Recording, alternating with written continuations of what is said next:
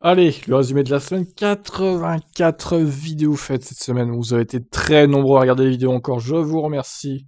Et on a passé les 4000 abonnés les gars, c'est cool ça. Merci à tous de vous être abonnés aussi. Donc 84 vidéos, j'ai essayé de faire vite pour vous faire un résumé assez rapide de la semaine, qui a été très chargé encore, avec beaucoup de présentations de monoplaces. La FIA a lancé un appel d'offres concernant l'électronique des F1 entre 2026 et 2030. Est-ce que McLaren va poser sa candidature? Nous verrons. Hamilton espère bien que tout le monde puisse lire le rapport sur Abu Dhabi 2021. Ouais, bon, pour l'instant, on n'a plus trop de choses à dire sur Abu Dhabi. On attend avec impatience ce fameux rapport. Et on espère que, évidemment, tout le monde pourra le lire. Ah, la As. Alors là, il y a eu du drama cette semaine. Notamment la As qui a changé de couleur. Heureusement, ce n'est plus ça, du coup. Enfin, heureusement, c'est pas pour une très bonne raison, on va dire, mais bon. Laurent Rossi, pour le nouveau moteur, on a poussé la performance à fond au détriment de la fiabilité. Eh bien, nous avons vu ça, oui, aux essais hivernaux. Bon, après, Ferrari a la même stratégie, donc ça veut pas dire qu'ils font fausse route, Alpine, mais attention, sur les premières courses quand même. La F1 dévoile les horaires des trois courses sprint 2022, donc je vais essayer de voir ça. Bottas avertit Russell, il ne battra pas Hamilton dans un avenir proche. Eh ben écoute, donne-moi les chiffres du loto aussi, Bottas, donc t'y es, s'il te plaît. Horner, la FIA a été rude de virer Masi. Red Bull a été meilleur tactiquement que Mercedes en 2021. Vous reprendrez bien un peu d'huile sur le feu. Et oui, Horner, c'est le spécialiste. Marco, on l'entend plus trop, mais c'est pas plus mal. On l'entendra dans les week-ends de course, je pense. Wolf, Ferrari a un potentiel de plusieurs dixièmes d'avance par rapport à la concurrence, car plus de temps de soufflerie pour eux. Bon, effectivement, tout ça c'était avant les essais hivernaux, on voit que Ferrari a l'air vraiment bien à l'aise. La MCL 36 en piste sur son sponsor titre vélo. Bon, le sponsor titre était revenu du coup pour les essais de Barcelone. Alors, présentation de l'Alpine, qui était très attendue. Et voilà, bon, ce qui n'était pas attendu, c'est qu'il y ait deux livrées différentes, pour le coup. Donc en résumé, pour ceux qui ont loupé le truc, en gros, cette livrée qui est dans la miniature, là, elle sera utilisée pour les deux premières courses, c'est-à-dire Bahreïn et Jeddah. Donc BWT, avec beaucoup de rose sur la monoplace et un peu de bleu à l'arrière. La vraie livrée, elle sera plus à tendance bleue, avec un peu de rose sur les pontons et sur les longs arrière, ce qui est mieux. Mais bon, là, c'est quand même une surprise qu'il y ait deux livrées, je m'attendais pas. Voilà donc la vraie livrée, qui sera utilisée sur les restes des courses. Donc, à voir pour Alpine ce que ça va donner. En tout cas, il ramasse pas mal de pognon, on va dire, par rapport à l'arrivée de BWT, donc c'est de bon augure pour les évolutions. Sur les réseaux sociaux, Alpine interdit tout nouveau commentaire sous ses publications. Bah oui, il y a eu trop de critiques. Les gens ont détesté cette livrée rose, full rose. Donc ils ont censuré tous les commentaires, ils ont fermé l'accès aux commentaires. Sur Instagram notamment. C'est un peu dommage. Russell approuve l'idée d'une VAR en Formule 1. Ah, honnêtement, je sais pas ce que ça va changer la VAR, j'ai hâte de voir. Alonso regrette le départ de Masi. Rien d'anormal s'est passé à Abu Dhabi 2021. Magnifique, évidemment, même miniature. Bon, bah, si rien d'anormal s'est passé à 2021, alors tout va bien. Alpine se dit candidate à la motorisation d'Andretti en 2024. Eh bien oui, effectivement. Alonso a beaucoup attendu la nouvelle F1. Il envisage de prolonger son contrat chez Alpine. Alors ça, c'est pas très bon pour Oscar Piastri. Wolf n'est pas chaud à l'idée d'accueillir une 11e équipe en F1. Ah oui, Wolf énervé de voir une nouvelle équipe arriver.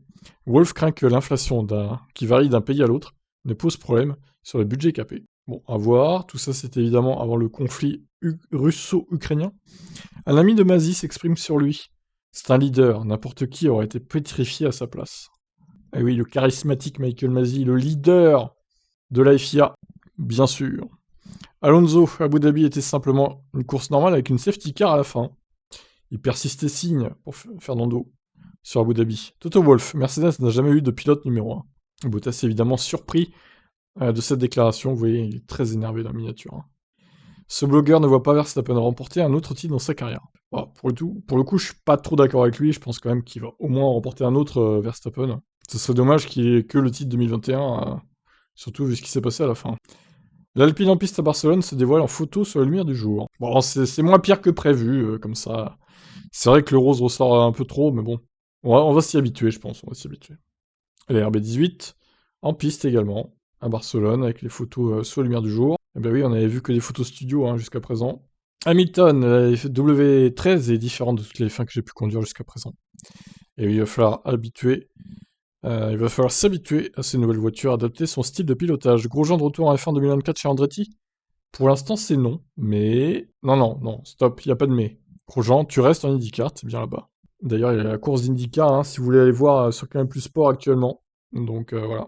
Allez, c'est parti donc pour les essais de Barcelone. Donc j'ai fait un petit point à mi-journée et le soir. Les pilotes Red Bull donnent leur avis sur la B18 pour le shakedown d'hier à Barcelone.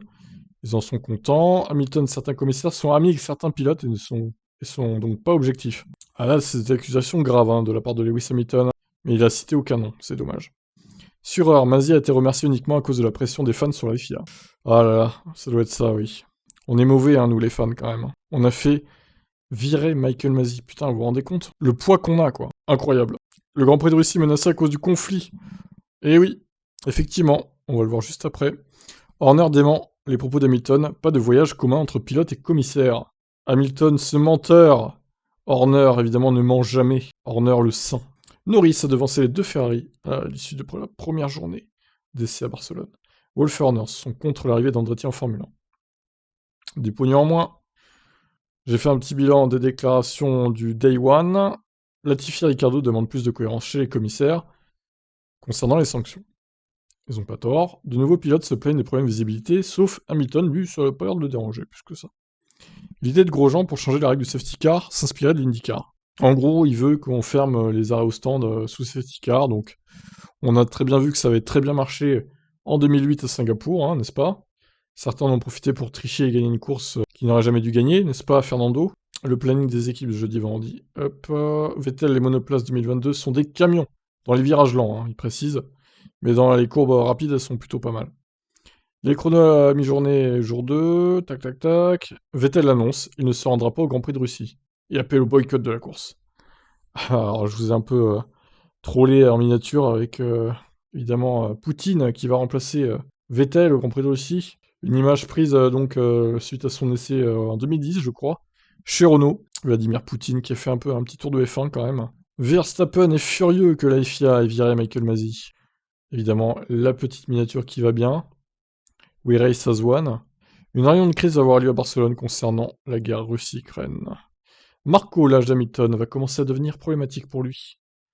Ah, enfin Marco, il nous avait manqué. Hein. Pas de Marco de la semaine, hein, ça manque un peu quand même.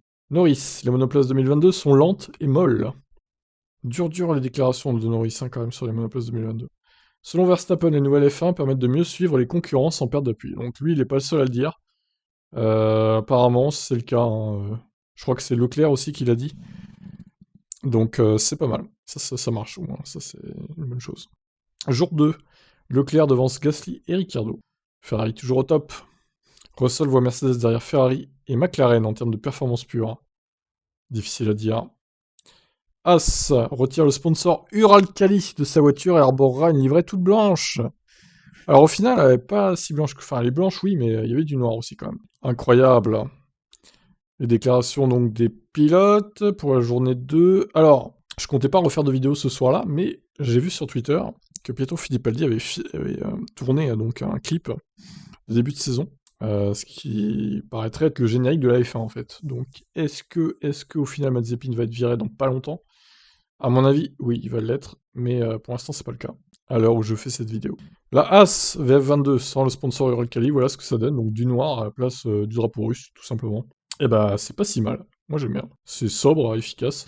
Bon évidemment moins de pognon hein, pour As du coup, mais bon, c'est pour la bonne cause. Alors problème mécanique hein, pour Fernando Alonso qui a vu sa première journée d'essai en fumée, et sa dernière journée du vendredi donc, journée 3, et qui a valu à Alpine de rester au garage, tout simplement. On continue, Russell, le marsouinage pourrait devenir un vrai problème de sécurité. Ah bah s'ils n'arrivent pas à régler le problème, et sur les circuits bosselés, oui effectivement, ça pourrait être le chaos.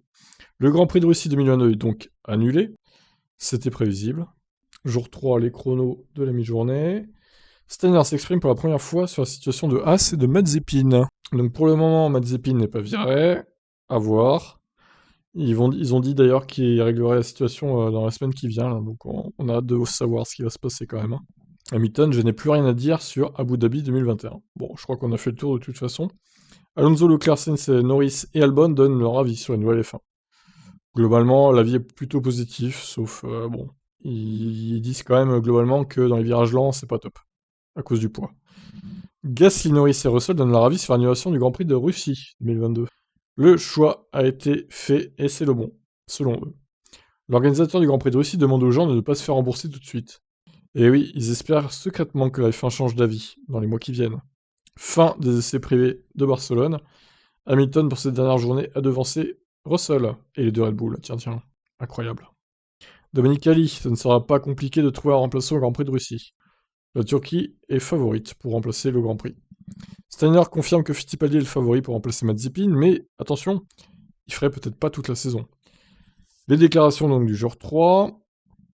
Hamilton s'exprime pour la première fois sur la situation en Ukraine. Alors il avait été critiqué, hein. Pourquoi Hamilton il dit rien, il ouvre tout le temps sa gueule, là il dit rien sur l'Ukraine parce que c'est pas des noirs. Je sais pas quoi dans les commentaires, mais les gars vous êtes fous quoi, sérieux, calmez-vous. N'importe quoi, hein. Bah voilà, il a dit quelque chose là, vous êtes content. Tarquini, avec Ecclestone aux commandes, Verstappen aurait été champion bien plus tôt. Ça, on pourra jamais le savoir. Masi, Binotto demande de passer à autre chose. Perez va dans le sens de Red Bull et Verstappen. Concernant Masi, donc. Étonnant. Andretti n'exclut pas une arrivée en F1 suite au rachat de Haas. Alors, ouais, on sent un peu les charognards hein, chez Andretti qui veulent, qui veulent profiter de la merde chez Haas actuelle pour racheter à bas prix l'écurie. C'est un peu ça l'idée. Moi, je préférais qu'ils arrivent avec une nouvelle voiture, donc ça ferait 11 voitures. Enfin, 11 équipes plutôt, 22 voitures. Je trouve que ça serait mieux quand même. D'ailleurs, ils confirment un accord secret. Enfin, un accord secret. Un accord qui est plus secret du coup. Un accord avec Renault, donc, en cas d'arrivée en 2024. Voici les pilotes favoris pour remplacer Mazepin chez Haas. Je vous ai mis en miniature une Haas aux couleurs de l'Ukraine, je trouvais ça sympa aussi. Je trouve qu'elle est belle, hein, franchement. Elle est vraiment sympa.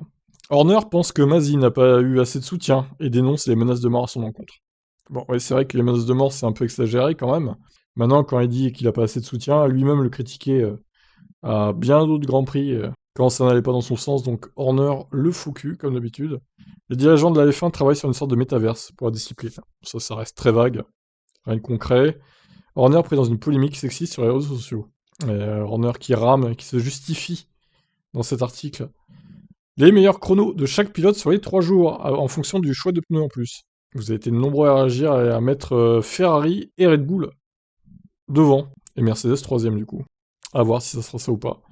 Tost est confiant pour AlphaTauri en 2022, son directeur technique un peu moins. Ouais, je sais pas trop AlphaTauri, je suis peut-être moins optimiste que ce qu'ils ont fait l'année dernière quand même. Honnêtement, je pense qu'ils vont un peu rentrer dans le rang. Parce que McLaren vont se réveiller, Alpine aussi, surtout Aston Martin aussi, je pense qu'ils sont pas trop mal. Donc il y a d'autres équipes qui vont en pâtir. Hein. Alfa Romeo a présenté sa livrée de la C42 du coup. C'est comme d'hab, hein, j'ai envie de dire. Horner, Hamilton aura la vie plus compliquée avec Russell en équipier. Ouais, possible, on verra. Sainz, Ferrari va obtenir le moteur le plus puissant du plateau, au détriment de la fiabilité. Stratégie à l'Alpine. Ricardo doit s'entraîner. On doit s'entraider avec Norris, pas se cacher les choses. Et oui, en début de saison au moins, il faut aller de l'avant avec l'équipe. Horner, les RB18 se comportent comme prévu. On fera tout pour garder le numéro 1 sur la voiture. Ok, pour ça, la F1 annonce des résultats financiers exceptionnels en 2021. Et bah, c'est revenu 2019. Incroyable! Et vous m'avez dit dans les commentaires, d'ailleurs, ils ont même pas remboursé les gens de Spa 2021 avec tout le fric qu'ils se sont fait. Mais oui, oui, totalement, totalement. Là, c'est un scandale, quoi. C'est vraiment lamentable. Bon, ensuite, dernière news. Les déclarations des gens de chez Alfa Romeo, donc Vasseur, l'ingénieur, je sais plus comment il s'appelle, là, Ezou et Bottas, donc, qui réagissent sur l'arrivée de cette nouvelle Alfa Romeo qui, à mon avis, bah, est pas terrible. Pas terrible cette Alfa Romeo. Ils ont eu déjà des essais compliqués à Barcelone. Je crains le pire pour eux, honnêtement. Je pense qu'ils vont se battre pour les dernières places. Hein. Je vois ça comme ça. Voilà, allez, on se retrouve dès demain lundi pour d'autres aventures F1. Pensez à vous abonner à mes autres chaînes aussi. Ciao.